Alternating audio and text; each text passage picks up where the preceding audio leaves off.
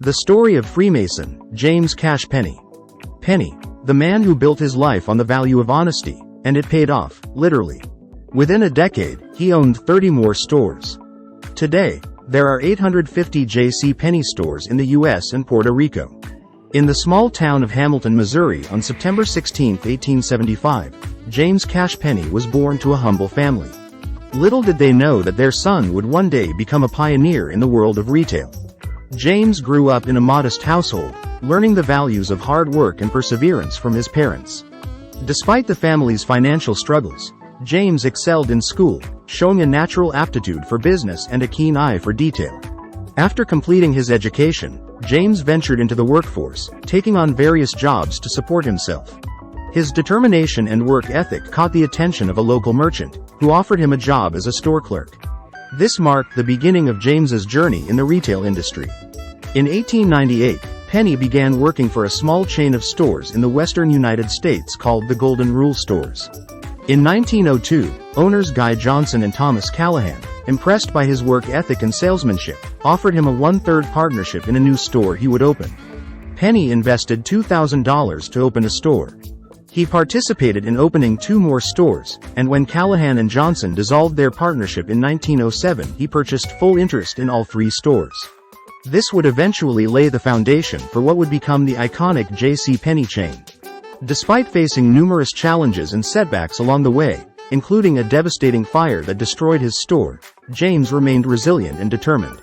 He believed in providing quality products at affordable prices, a principle that would define the JC Penney brand for generations to come. He later moved the company to Salt Lake City, Utah, in 1913 and incorporated it under the new name. Throughout the 1910s and 1920s, Penney expanded the chain nationwide, experiencing significant growth in both stores and income, with over 1,400 stores and a reported income of more than $1 million annually by 1924. He was heavily involved in philanthropy during this time. However, the stock market crash of 1929 and the subsequent Great Depression led to financial ruin for Penney. Despite personal setbacks, he continued to actively manage the company, even mentoring individuals like Sam Walton, the future founder of Walmart. Penney's initially adopted a partnership model gleaned from Callahan, Johnson, and other operators who embraced the Golden Rule ethos. Each store partner received a distinct class of stock tied solely to their store's performance, with dividends correlating to individual store profits. Despite JC Penney's ownership of over 50% of the total stock, achieving uniformity in stock ownership across stores didn't occur until 1927. Meanwhile, a fraction of each store's profits was allocated to its managers. He was picky of who should represent his brand. We should think of that a lot more in today's Freemasonry. Fewer than 5% of applicants met the criteria. JC Penney personally interviewed thousands of candidates annually, emphasizing stringent standards akin to the Marine Corps. The company cultivated a sense of camaraderie, akin to lifelong brotherhood. Employee training programs and an internal magazine, The Dynamo, were instituted gradually. The company also introduced innovative employee benefits and insurance schemes, including provisions for those serving in world wars. Managers were expected to play leadership roles within their communities, with a significant portion serving as Chamber of Commerce presidents. JC Penney exhibited an unconventional approach to competition, welcoming the entry of rivals like Sears and Montgomery Ward as catalysts for enhanced market competition and integrity. The company's ethos emphasized public service, price competitiveness, and adherence to the Golden Rule, epitomized by the acronym HCSC: honor, confidence, service, and cooperation. Throughout its rapid growth, Penney maintained a profit-sharing system, ensuring those instrumental in the company's success were duly rewarded. Despite reaching the status of the nation's third-largest non-food retailer, Penney's executives received modest salaries, while profit-sharing enabled significant earnings for store managers.